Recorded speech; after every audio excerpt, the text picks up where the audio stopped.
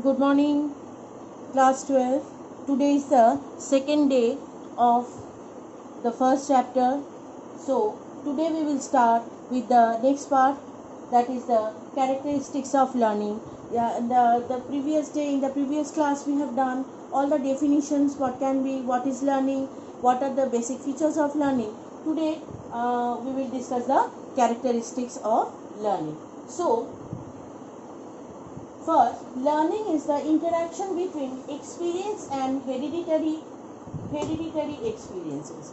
So, first thing what it is telling, that it is a sum total of experience what you are gathering, and also the inherited capacity or inherited hereditary wise, the capacity or the potentials which is hidden inside you. So interaction between experience means in the present day what you are experiencing, and the hereditary experience means what you have experienced, what you have gathered through the heredity.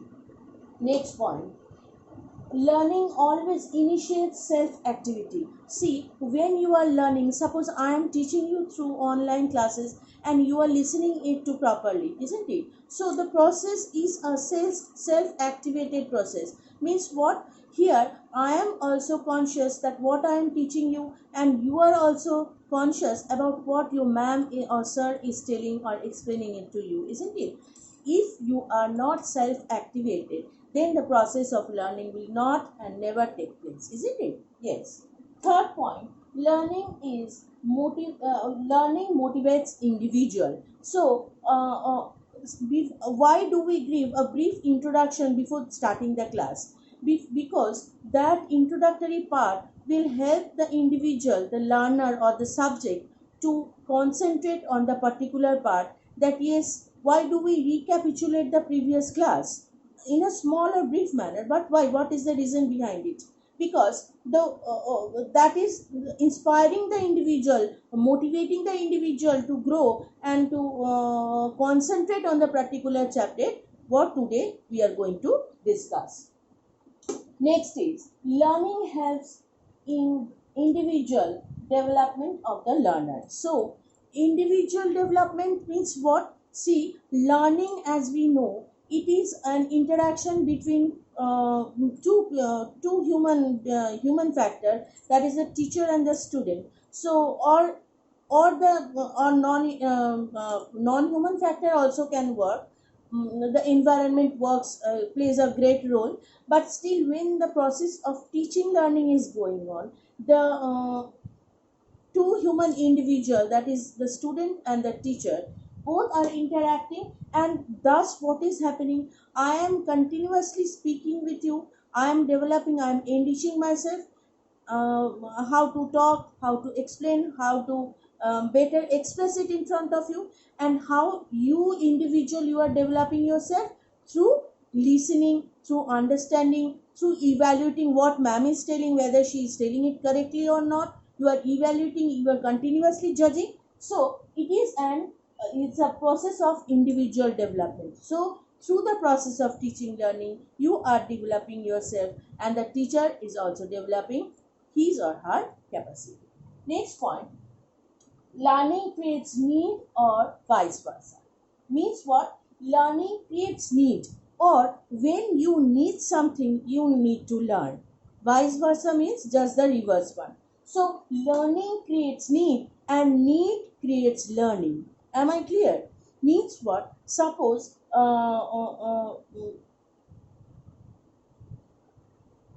you want to learn something, so the need is being created, isn't it? Simultaneously, when your exam days will come, you need to learn. So need is bringing the learning, isn't it? Because you need to learn the chapters, because you have to give exam and you have to secure good marks. And when you need to learn, it creates need. Am I clear? Means learning creates need, again need creates learning. When you need something, you learn. Again, when you want to learn something, you need it, isn't it? So these are two vice versa process. Next, 6, learning needs pre-planning. So when you are learning something, it needs pre-planning, because suppose when you are going to sit for the online class, you need some preparations, isn't it? So you have to plan that yes, today we will start with the particular education class, or we will start with the history or pol science class, or English or Bengali, any subject you can. So the subject what you are going to study from your online class, you have to plan it. If we leave this example, if we take another example that we want to go somewhere, so before that we have to pre-plan, isn't it? We have to plan a list that what are the work we have to finish before leaving our house, isn't it? And what are the plans for after going out from the home, isn't it? So pre-plan learning need a pre-plan. So what you are learning, what you are doing, what you are experiencing, you need pre-plan. Without pre-planning, the learning will cannot be conducted. It's not possible to conduct. Next point, point 7. Learning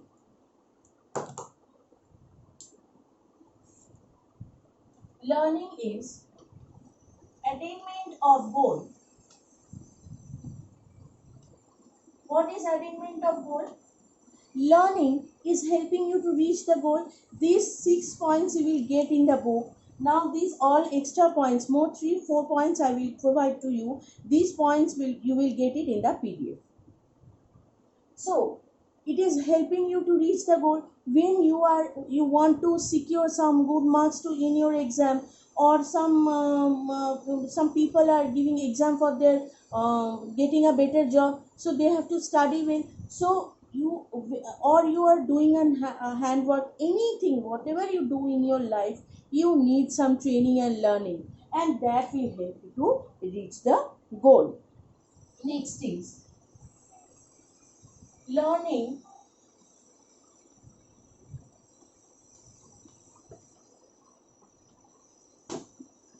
always help to overcome obstacles. If you learn something well, if you by heart something well, you do not need to learn it more, isn't it? Suppose cycling, or when you are driving a car, or when you are cooking some food, you need to repeat it for many times, and that will help you to overcome the obstacles. Obstacles means barrier which is stopping you to reach the goal, isn't it? So if you learn better, it will help you to remove the obstacles on the way. Next point, learning is adaptation of new behavior, isn't it? So we have already discussed that through learning you are bringing desirable change, modifiable changes in your behavior and behavioral pattern, so that the society can see you in their own perspective, and they can evaluate you according to their own. Suppose the situation, according to the situation, you are adapting yourself, and you are changing your words, way of saying, way of talking, how you are behaving with the others, and everything. So adaptation is another very important for learning, which is bringing some certain changes, and the society is seeing you in a better way. Finally, the last one, learning is acquisition of habit and knowledge.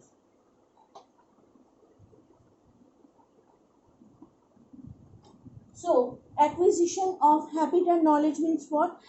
As I have told, you are bringing behavioral change. So when you are bringing certain changes, it is turning into a particular habit, and you are gaining knowledge from it. So these points, what I have discussed from 7 to 10, you will get it in PDF, and first 6 points you will get it in your own book. If you go through the points, you will get, and so these are the 10 characteristics. More characteristics are there. You will get 20, 30, as much as you can get, but more than 10 is not required for 6 to 8 marks. Even if it is 6 marks, you can write 8. If it is 8 marks, you can write 10 points. So 10 point is more than sufficient, but it will not come more than, for the question what are the characteristics of maturation, will not come for more than 4 to 6 marks. So that is all for today. Next day we will start with the different types of learning stated by Gagné. Thank you.